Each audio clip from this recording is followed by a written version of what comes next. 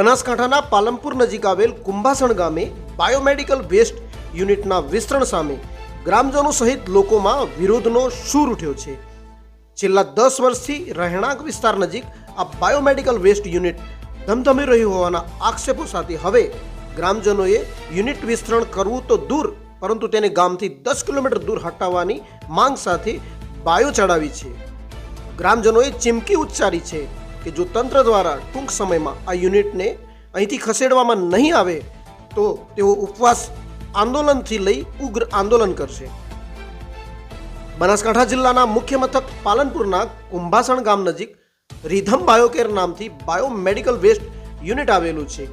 આ યુનિટમાં બનાસકાંઠાના અલગ અલગ વિસ્તારોની હોસ્પિટલોમાંથી એકત્ર કરેલા બાયોમેડિકલ વેસ્ટ કચરાનો નાશ કરવાની પ્રક્રિયા કરવામાં આવે છે। જો કે તાજેતરમાં આ યુનિટનો વિસ્તાર વધારવા અને તેની ક્ષમતા હાલ કરતાં બમણી કરવાની પ્રક્રિયા ચાલી રહી છે। આ પ્રક્રિયા શરૂ થતાં જ કુંભાસણ સહિત આસપાસના ગ્રામજનોમાં ભારે વિરોધ જોવા મળી રહ્યો છે। લોકોનો આક્ષેપ છે કે આ બાયોમેડિકલ વેસ્ટ યુનિટને કારણે આસપાસના રહેણાંક વિસ્તારોમાં લોકોના આરોગ્ય પર ગંભીર અસર થઈ રહી છે, સાથે જ ખેતરોમાં થતા પાકને પણ નુકસાન વેઠવું પડે છે। આથી યુનિટની ક્ષમતા વધારવી તો દૂર રહી પરંતુ તેને તાત્કાલિક અસરથી રહેણાંક વિસ્તારથી 10 કિલોમીટર દૂર ખસેડવામાં આવે તેવી માંગ સાથે ગ્રામજનો એકત્રિત થયા હતા। ખાસ કરીને ગ્રામજનોએ આક્ષેપ કર્યો છે કે પ્લાન્ટથી તદ્દન નજીકમાં જ કુંભાસણ ગામની પ્રાથમિક શાળા અને હાઈસ્કૂલ આવેલી છે, જ્યાં મોટી સંખ્યામાં બાળકો અભ્યાસ કરે છે, જેના કારણે બાળકોના સ્વાસ્થ્ય પર પણ જોખમ તોળાઈ રહ્યું છે।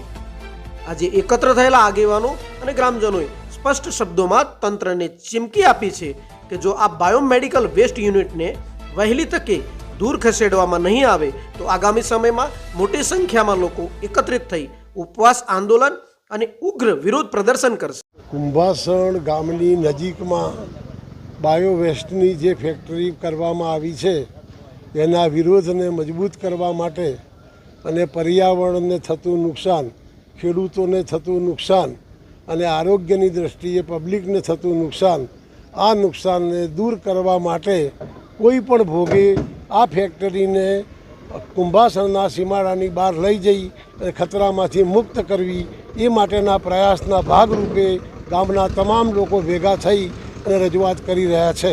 ફેક્ટરીથી કેટલું નુકસાન છે ગામને, શું કહેવા માંગો? ફેક્ટરીથી આરોગ્યની દૃષ્ટિએ જોઈએ તો નુકસાનની કોઈ મર્યાદા જ નથી, પૂરેપૂરું નુકસાન જ છે। ખેતીમાંય નુકસાન છે, પર્યાવરણને નુકસાન છે। સરકારના કાયદાને આધીનને રહી અને અધિકારીઓએ મંજૂરી આપી અને આ કામ કરાવવું જોઈએ। બાકી સીમાડાની હદમાં લાવી અને લોકોને ખતરામાં મૂકવા એ જોખમની વસ્તુ છે।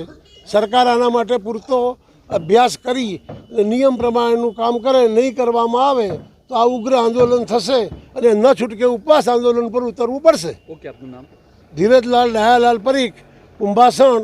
હું આ ગામમાં 35 વર્ષથી રહું છું, જાતે જૈન છું। ઓકે, ની સીમમાં રીધમ બાયોકેર નામની મેડિકલ વેસ્ટ છે એ એમના કહેવા પ્રમાણે કે અમે જીપીસીબીના નોર્મ્સ પ્રમાણે ચાલીએ છીએ, પરંતુ હમણાં જે સુનાવણી થઈ એ દરમિયાન ગામ લોકો, આજુબાજુના જે ગામ લોકોનો વિરોધ જોતો આપણને ખ્યાલ આવી ગયો કે એ ખરેખર એન્વાયરમેન્ટ પ્રોટેક્શન એક્ટ 1986નું સતત 10 વર્ષથી એ ઉલ્લંઘન કરતું આવ્યું છે।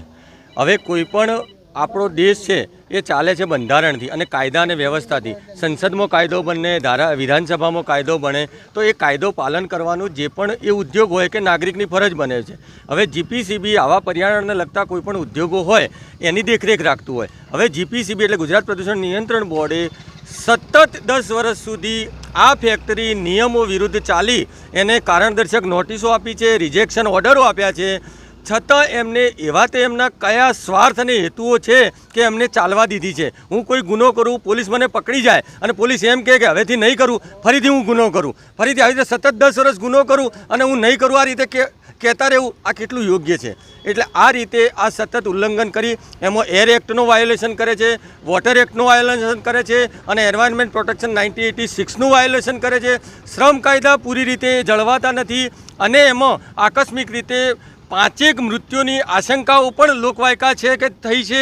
તો આ બાબતે વ્યવસ્થિત રીતે એની તપાસ થાય અને આ ગામમાં આવું જે ખેતી છે, પાણી છે એને નુકસાન થતું હોય, આ અહીંયાથી એ તમારે જ્યાં લઈ જવી તો ખસેડવામાં આવે અને એક્સપેન્શનની તો વાત દૂર રહી, અહીંથી ખસેડે અને જો ખસેડવામાં સમયસર જે આપણી સરકાર સસ્ટેનેબલ, વિકાસશીલ, ગતિશીલ, વાઇબ્રન્ટના જે મોટી મોટી વાતો કરે છે, તો આ જે સસ્ટેનેબિલિટી બતાવી અને અમારા કુંભાસણ ગામની વિસ્તારમાંથી એને દૂર કરવામાં આવે. જો દૂર નહીં કરવામાં આવે તો અમે ગામ લોકો ગાંધી ચિંધ્યા માર્ગે આંદોલન કરવાની પણ તૈયારી કરી ચૂક્યા છીએ. કુંભાસણ 4 રસ્તા નજીક રિધમ બાયો મેડિકલ વેસ્ટનું જે ચાલી રહ્યું છે તે તદ્દન નિયમો વિરુદ્ધ બનાવેલું છે.